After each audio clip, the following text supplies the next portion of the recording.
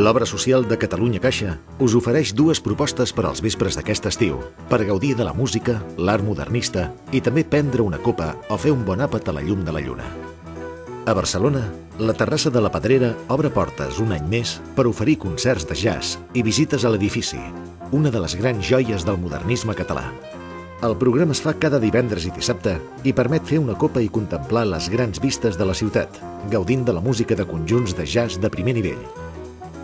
En el marc de la vetllada, també es pot fer una visita a diversos espais dissenyats pel genial arquitecte Antoni Gaudí. I d'altra banda, Mont Sant Benet ha programat les Nits Modernistes, una proposta que inclou cada divendres una visita als espais on va viure el pintor Ramon Casas, un concert de música modernista i un àpat d'alta cuina inspirat en els sopars de duro de principi del segle XX.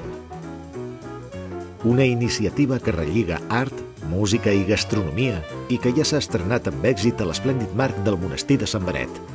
També a Sant Benet, cada dimecres i dijous tindrem la màgia del capvespre, que inclou visites a l'hort, sopars a la fresca i una visita teatralitzada al monestir, un indret ple de màgia i sorpreses.